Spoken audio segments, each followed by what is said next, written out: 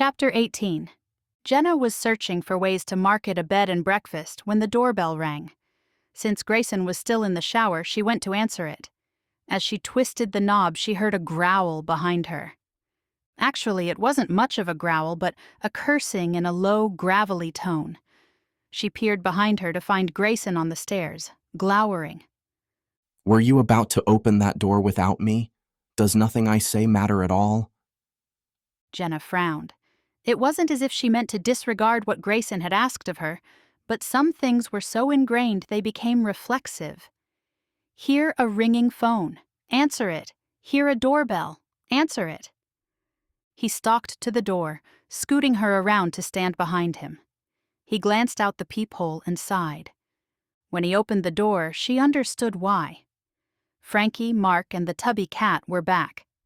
Only this time, Gus lounged on a wagon fashioned with a pink satin pillow edged with tassels. Behind him were stacks of boxes and bags. "We brought the rest," Frankie said.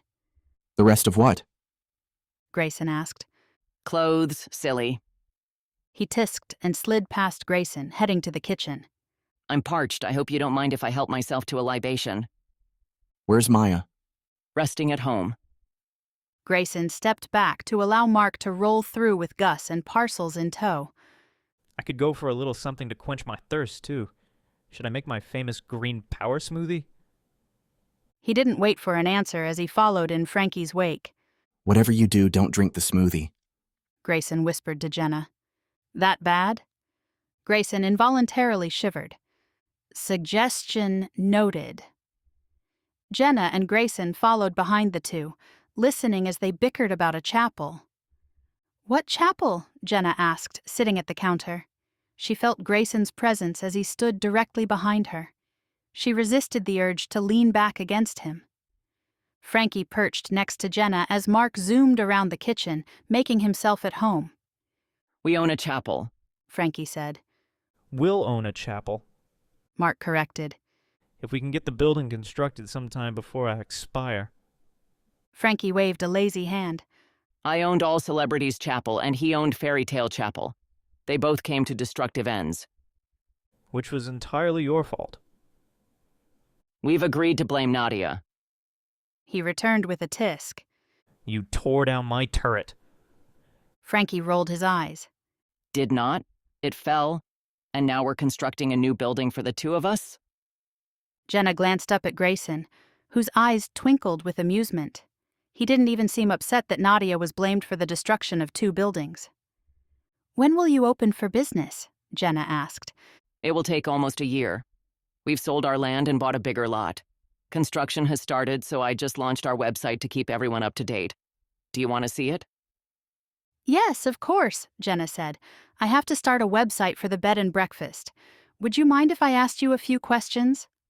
Mark snorted. Don't get him started!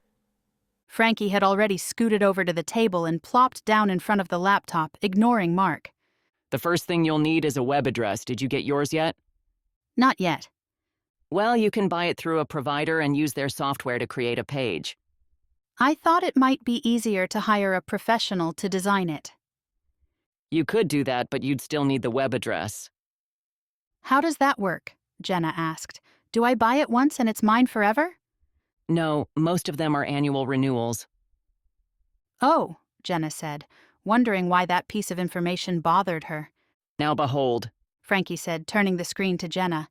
"my newest website created for Anything Goes Wedding Chapel." Oh, Jenna gasped, looking from the screen to Grayson, who wore her same stunned expression.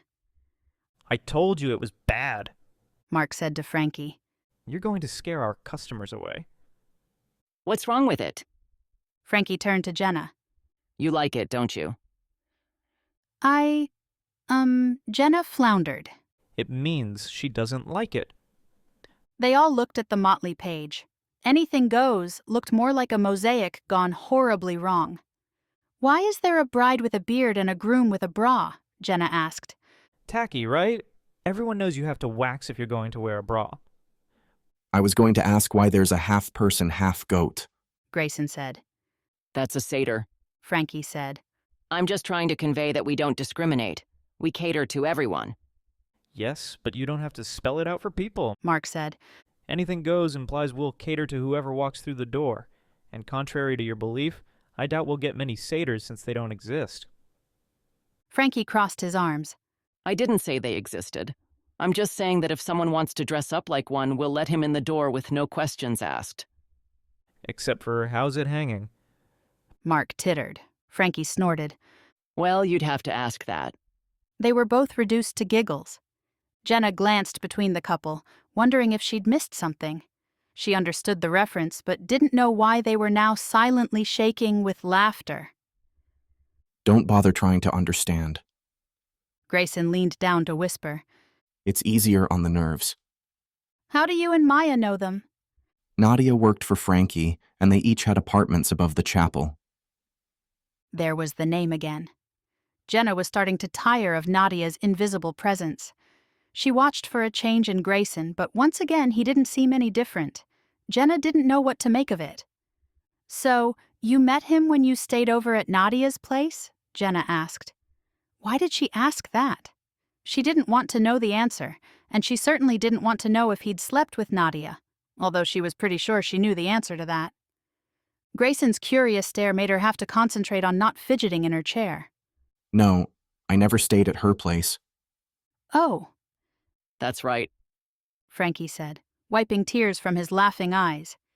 She was conked on the head and had to stay with Grayson at his penthouse. I never did get to see it. I bet it was all sexified. Mark groaned. I keep telling you that sexified isn't a real word. It should be. Jenna felt the prickle of heat score her body. Don't be jealous, she repeated in her head like a mantra. She shouldn't feel jealous, she knew, but there was an unreasonable sensation wrapping around her. Enough of that. It's not as if she never had boyfriends. The quantity was few, and the quality was not so great. But she had no reason to be jealous of a woman who was engaged to someone else. Jenna had to get a grip. She looked over at Grayson, who was still staring at her with that curious expression, as if he wanted to see something inside her. And when his lips turned into a secretive smile, she knew she was lost. A complete goner. Jenna worked the rest of the day under a shade tree. Grayson decided that if she was truly going to open the business, the landscaping had to be finished. And if he was outside, then Jenna had to be as well. She didn't mind. It was a warm, sunny day, and the internet signal reached her spot, which was snug up against a tree with pillows all around her. She didn't know what room the pillows came from. Grayson hauled them from the house, arranged them on the ground, and then sat her on top of them. It was pleasant, although she wished he would have picked a tree farther away or even let her sit on the patio. He was too close and too distracting. Jenna looked over at Grayson for the 10th time in 10 minutes. Ridiculous. Grayson's phone vibrated among the pillows. He had lent it to her so she could make calls since her phone was reduced to shards. Remy's on the phone, Jenna said, reading the caller ID. Do you want me to answer it? Yes. Grayson wiped his hands on his jeans. Hello? She answered, a little nervous to talk to Remy, who seemed like an overwhelmingly large and military-type man. She knew she was being silly. She had talked to him before, but he had a very dominant presence that radiated around him, and even through the phone. Is this Jenna? Yes, would you like to speak with Grayson? He's in the garden. No, just tell him we've tracked the men. We also found Sergio. If he's back in town, I can guarantee something's about to go down. I'm keeping tabs on him, but he's on the move. Who's Sergio? Does he have anything to do with my brother's disappearance? Grayson stopped in mid-planting. He trekked the short distance, taking the phone from Jenna. It's Grayson. He said, his brow furrowed. Are you sure? What's going on? Jenna asked. Yeah, keep me in the loop. Grayson said, disconnecting. He handed the phone back to Jenna. Well? She asked. Who's Sergio? Do you know him? A little. Long story, but he's head of a drug family. But he's a good guy, I think. You think? He shrugged. Would you trust a drug lord? Is he the one that keeps coming after me? Grayson shook his head. I don't think so. Although if Remy can talk to him, I'm sure we'll answer that question. Jenna scrambled to stand. Then let's go find him. Grayson stopped her. Let Remy track him for a while. If Sergio is in town, there's a reason. Let's figure out what it is before we beat down his door. Why? Why can't we go now? Listen, I don't know the whole story. From what David told me before, we don't want to go storming over to wherever he is.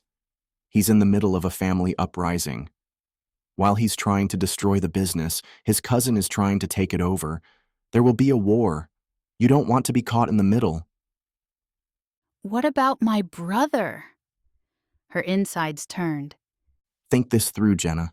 Adam might have been mixed up with a drug seller. Maybe he was one himself. Sergio might be able to shed some light once we talk to him. Not if he winds up dead. And you won't be around to ask questions if you go charging in and wind up dead either. Fair point, she grudgingly admitted. How do you all know Sergio? Caleb had sent Nadia his trophy from his tournament win in Panama. It contained a memory card with Sergio's brother's DNA. They thought he was dead. Turns out he was alive and undergoing cosmetic reconstruction. I'm not sure what happened to him. I can thankfully say it's the one time my family or I didn't put Nadia in danger, although David did play a role in it as well. Grayson's arms dropped. His head fell back, glaring at the sky. We did put Nadia in danger. Again. Jenna flinched.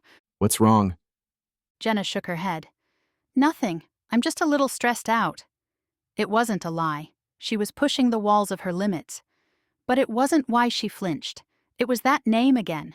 She felt overshadowed. What are you working on? He asked, thankfully switching the subject. I was looking into web designs, but I wasn't sure about a business name yet, so I don't want to move forward. Did you have any in mind?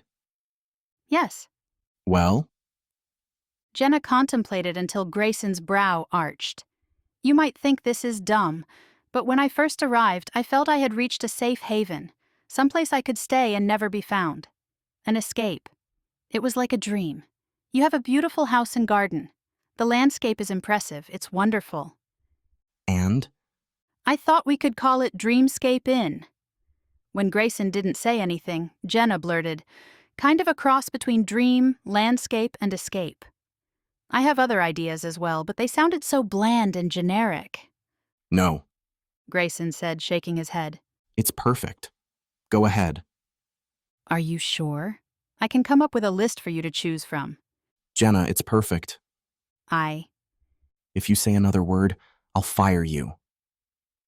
Jenna snapped her mouth closed in shock, only to find him laughing. You can fire me if you want, but I'm still going to open the business, so you're stuck with me. His only answer was a smile.